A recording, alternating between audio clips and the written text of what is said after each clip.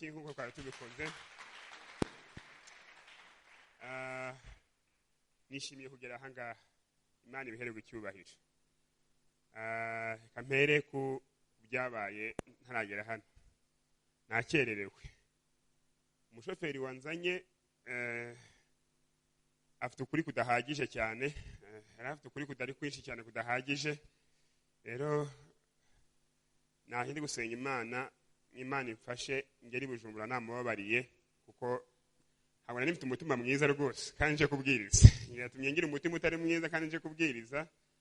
Isengesho nifite mu muhanda navuze ngo Imana ingirire neza ngeri nahangaha namubabariye kugira ngo nze gushobora kubwiriza cyangwa kuvuga ijambo ry'Imana cyangwa n'iminsi izakurikiraho umutima wanjye umeze neza ukiranutse. Ndabishimira Imana rwose twageze mu nzira hafi arambwira ngo ni mubabarire. Nabonye ati nari mfite mu mutima nibwo nanjye nsengera ngo nkubabarire none ubwo byivugiye noneho bibaye amahene ndakubabariye. Umumama twavuganye nari naramubwiye ko nzazinduka pe. Nazindutse mu gitondo kare bishoboka rwose ndi mu bantu babyutse kare mu bantu tubani muhire. Umushoferi yankerereje hafi amasaha 3 mutegereje ku muhanda. Isaha yampaye nahagaze ku cyapa hafi amasaha 3. Ubwo tugeze hano saa 12 n'iminota hafi 30.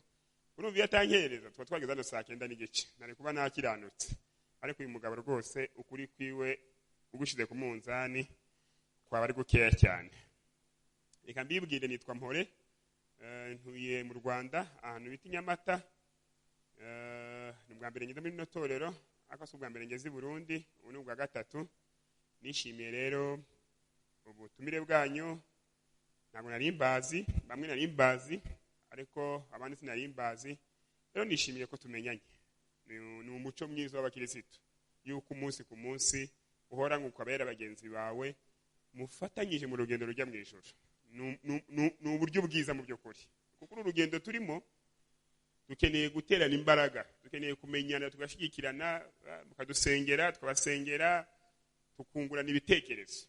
Rero ni byiza. Uyu munsi rero ntabwo ndi bubatindire. Icyabaye narinje nko kubasuhuza kugira ngo turare tubonanye abantu tugiye kumarana iminsi 3 cyangwa hafi 4 mu by'ukuri ntarara aho ngiye kurara nyine nko kuhana yambu kuramukanya. Rero nishimiye ko nababonye kandi Imana ishimwe. Icya gatatu ni iminsi tugiye kumara ahangaha. Bampamagara tukivugana kuri telefone na Kofi niwe twavuganye bwa mbere tuzavuga n'umudamu wiwe yambwiye amatariki yambwira kiterane numva amatariki nzaboneka. Nyuma za kongeramo ijambo ngo niterane cy'abamama. Numva bibaye ibindi numva karabaye nagasinho cyane nizi ko ari ukubwiriza noneho hajemo nyine ikintu numva nyine gisa nkaho noneho kizanye umwihariko wacyo abamama. Urumva ngiye maze imyaka 5 nubatse urugo. Mfite abana 3. Urumva ko amahugurwa nayo umuyo nzatanga nayo ngayarimo. Mu kwihuta nabyo menye mu kubyara nihuza nabyo menye amahugurwa nzatanga nayo nzasinya nyatanga. Mu myaka 5 mfite abana 3. Umudamu nifuzaga yuko tuzana mu gitanire cy'abamama. Dufite umwana w'ukwezi. Dufite umwana w'uruhinja w'ukwezi ntabwo ari kumuzana inanga. Ariko reka mbabwire ikintu cyahumurije umutima wanjye. Nashatse kubahakanira pe. Icyo gitekerezo cyaraje. Numvaga mama kubwiriza abamama numvaga rwose ibintu bitari kuvamo bitari guhura mugani w'amatarime y'abana ngo bitari kuvamo. Agatari ko abantu wabahakanira ko numva ibintu bitari kugira umurongo neza muri ngewe. Hanyuma uko ngenda ntekereza muri iki gihe twavuganye nza kugira igitekerezo nkeka katari ngewe wakigize. Ni Imana ivugira mu mitima yacu igatuma twunguka kandi kanatuyobora icyo ishaka ko tuyobora. Hari ikintu kimwe cyaje mu mutima wanjye kandi igihe cyose umurimo maze imyaka 13 hafi 14 nkora kano kazi ari ikintu cyaje mu mutima wanjye numva kirampumurisha. Buriya ibintu byose tuvugira mu itorero cyangwa ibintu byose twigisha abantu mu buryo bw'ijambo ry'Imana ntabwo twigisha abantu ubumenyi cyangwa experience. Nabyo birakenewe mu buzima bwa buri munsi imyaka myinshi ingero byo waciyemo byo wabayemo. Ariko hari ikintu cy'ingenzi cyahumurije umutima wanjye kandi aricyo cyakubasangiza uyu munsi n'inshamba sezerere dusenge dutahe. Nuko nabonye yuko ni byiza kwigisha ikintu cyose dushingiye ku butumwa bwiza ijambo ry'Imana. Hanyuma attitude yo kukigisha ntize kujya kubwira abantu ugiye kubigisha, ahubwo ugiye kumenya ngo iki kintu bansabye kuvuga ni iki ubutumwa bwiza bukivugaho, abo nzakibwira bazunguke, nanjye ugiye kukivuga nzunguke, cyane ko ngiye kwirefera ku cyo ubutumwa bwiza buvuga ku byo ngiye kuvuga hariya hantu. Aho ngaho niho Yakobo avuga ngo ari uwigisha ari n'umwigishwa bose babonegere ute bunguke bagira umugisha. Aha ngaha rero mbaye mbibabwiye umunsi wa mbere, ntabwo naje kubigisha, oya, twaje kureba ngo ni iki ubutumwa bwiza ijambo ry'Imana ritubwira kuri ibi bintu abamama batubwiye, hanyuma mwunguke, nanjye uzabuhagaza n'uyu mubyeyi uvuye hano imbere yanyu, twese twunguke. Kuko buriya attitude yo kuza kwigisha ukumva deja ko hagurukanye umutima wo kuza kwigisha abantu. Mureke mbabwire mwa abantu mwicaye imaha ngaha, naje gusanga iri attitude atari attitude y'ubumana, ntago ari umuco w'Imana. Kuko buriya mu itorero iyo tuvuga ijambo ry'Imana buri munsi ko turyigisha, naho n'ahandi hantu tubikorera, tuba tuvuga ngo mwami uko ndi kuvuga bino bintu ndushaho kubera abantu ab'umumaro, ariko nanjye ubivuga ubwanjye birushaho kumbera iby'umumaro, kuko ntaho ndagera. Turacyari mu isi y'intambara, tujye mu bya experience. Dufite abantu bamaze imyaka 30 babana, après 30 bakadivorce. Ubwo se experience yacyafite umumaro ra? Hanyuma dufite abasore b'imyaka 5 barimo nkanjye babanye kugeza mu myaka 5 wenda nta kibazo gikomeye kirabamo, ariko njya kumva abantu imyaka 30 bagize gute batandukanye. Aha rero urabona yuko si ikibazo cy'imyaka, ni ikibazo cyo kuvuga ngo buri munsi buri saha aba bantu babana baba bari hehe. Aho bari rero niho tuzavugana imbere cy'umweru. Ntabwo biza kuvuga ngo maze imyaka 30, imyaka 30 udakubita umudamu bwacu ukamukubita. Ushobora kwibaza ngo umuntu utaramukubita imyaka 30 ubu mukubitiye iki nyuma y'imyaka 30? Si ikibazo cyo kumukubita, ni ikibazo cyo kuvuga ngo icyo gitondo wamukubise wari uri mu biki, ni iki mutima wawe waruhaye umwanya, ni iki wari urukunguka, ni iki mwari muri kubanamo, ni we buzima mwari muri kubanamo. Ndumva rero ubutumwa bwiza ariko tugiye gushyira imbere. Bibaza ngo mwami Imana umukenyezi n'imirimo myiza, ni iki ijambo ry'Imana ritubwira kuri uyu muntu witwa umukenyezi n'imirimo myiza? Ese ni iki koko kinyemeza yuko ibi bintu koko nkanjye bizambaho? Icya kane, ubundi gusoza rwose mwidona mfungura Bibiliya. Icya kane, buri gihe cyose ngiye kwigisha ahantu, n'umushize meruka ahangaha inshuro 2 naje mu Nyakabiga muri Gerizo de Zam, maze kwanda inshuro 2. Buri gihe cyose ngiye kwigisha mbabwira yuko iyo twigisha umuntu ikintu cyose gishingiye ku ijambo ry'Imana, sinjya nkora ikosa ryo kubwiriza ahantu bwa mbere ntabyo abantu ngo tukubwira ibyo tukubwira byose tutahereye ku gakiza. Nko gufata umwana w'imyaka 2 ukamwikoza mu mufuka w'100. Agakiza, gukizwa, gusobanukirwa umukristo agakiza. Ibindi byose bisigaye dusigara tubibwira umuntu koko ukwiye kubibwirwa. No kubwira umuntu ngo umukenyezi n'imirimo myiza yabivuze Imana imumugisha nabifatiyemo hagati, adafite iryo buye, atubaze kuri urwo rutare, ni nko kubwira umuntu ngo jya guhiga ntabyo guhigisha ajyanye. Ariko uno munsi wa none tubwira abantu ngo mbere yuko tukubwira ibindi byose, imirimo myiza, kuba umugabo mwiza, kuba umugore mwiza, kuba umusore mwiza, byose banza ukimenye ngo ni iki kizanshoboza kuba uwo muntu mwiza. Icyo nkwiye guheraho ni agakiza, ni ugukizwa. Yemaze imyaka 5 nubatse. Kimwe mu kintu nzabibabwira ino minsi yose nzamara, kimwe mu kintu nyanshimira umudamu wanjye, Imana izakimuhera umugisha, ni ikintu namusanye muri fiançailles, tukira aba fiancé, n'uyu munsi yaragikoze.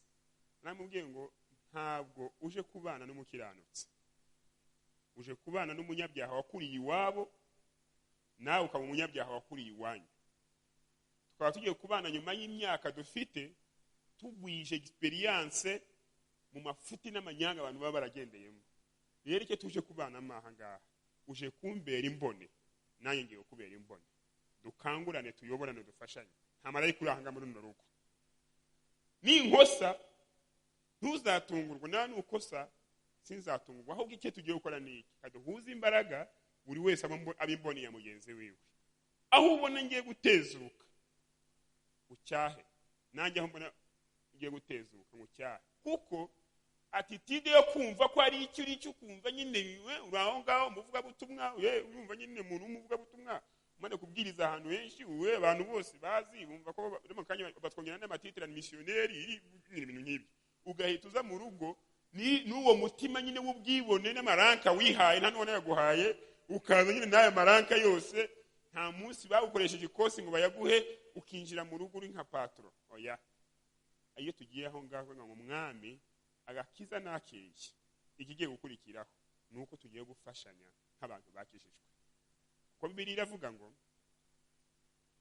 naho umukiranutsi yagwa azongera agira gute ahaguruke ntagahaguruka kubera yuko ari umukiranutsi ahaguruka kubw'icyatumye aba umukiranutsi byo yakimubwira ngo ntukwiye guhora aho ntukwiye kuryama ngo utembagare ongera nanone ongera nyine ongera ubyuke cyane Imana ihimbazwe agakiza nibwo rufatiro rw'ibintu byose tubwira abantu ngo mube abantu beza mube abantu beza mube abantu beza umwanditsi umwe w'umuhanga yaravuze ngo imirimo myiza ntiduhesha gukizwa ngo ariko gukizwa kudushoboza gukora imirimo myiza Imana ihimbaza imirimo myiza ntiyatuma dukizwa kuko ibyihebe byose byo muri Amerika n'abajanjawiti bari mu bantu batera inkunga imiryango y'ama-ONG ifasha abakene mu nkambi muri Afurika mu mahasheri biriya byihebe byose ubona abajura bibaza banki zikomeye barahindukira bagacisha amafaranga yabo mu miryango bagira neza ikaza gufasha inkambi n'impunzi muri Afurika abantu bagize ibizi bahunze intambara ariko bari abantu ntabwo bakishijwe nubwo bafashije abantu bari gupfa bari gupfira mu nkambi bahunze intambara ntabwo bakishijwe imirimo myiza ntiduhesha gukizwa ariko agakiza kaduhesha gukora imirimo myiza kandi imirimo myiza yemewe mu maso y'Imana ntimureba rimwe yishizeho 0 nk'ibicumi washyiraho indi 0 bikaba 100 washyiraho indi 0 bikaba 1,000 washyiraho indi 0 bikaba 10,000 0 100 0 miliyoni nuko byabanjijwe na rimwe ariko wanditse 0 niyo hanka 0 zuzuye no rusengero nta rimwe ribanza zose ziba ari 0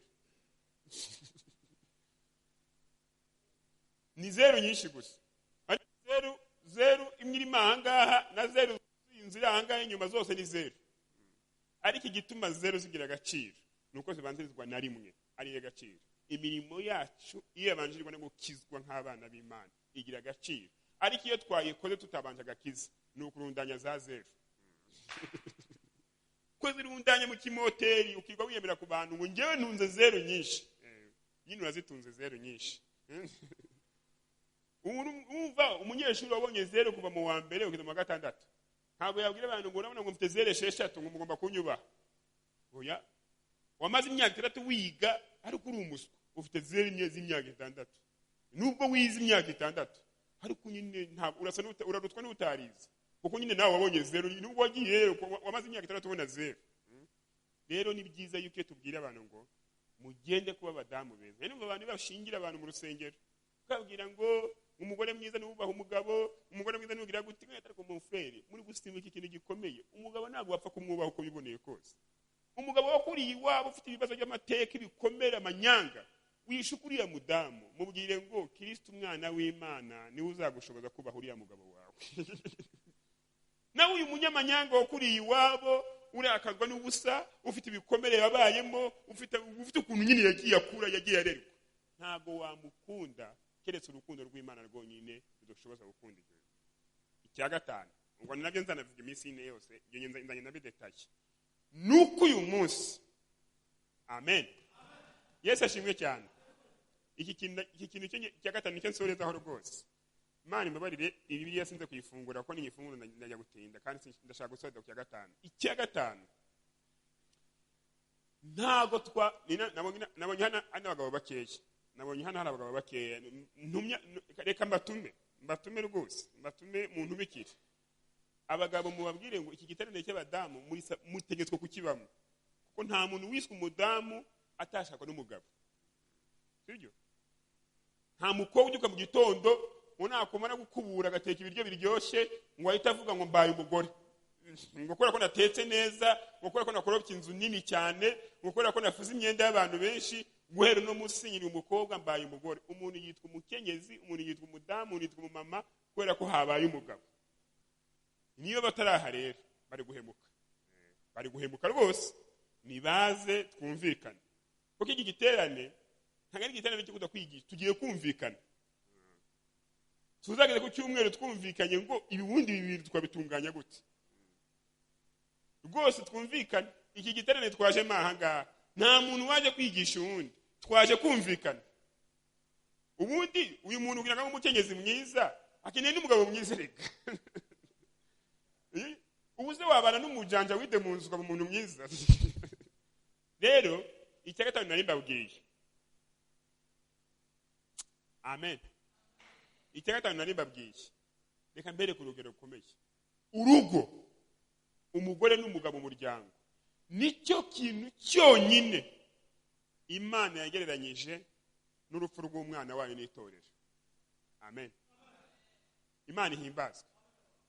Urugo, mu rugo ngewe Mpore n'umudamu wanjye Esther, nawe n'umugabo wawe n'abakibafite n'abatakiri mu mubiri kubera ibibazo by'isi, ikintu cyonyine muri Bibiliya kuva mu itangiriro kugeza mu byaheshuwe, Imana yahaye ikigereranyo cy'itorero n'urupfu rw'umwana wayo, ni urugo rwonyine gusa.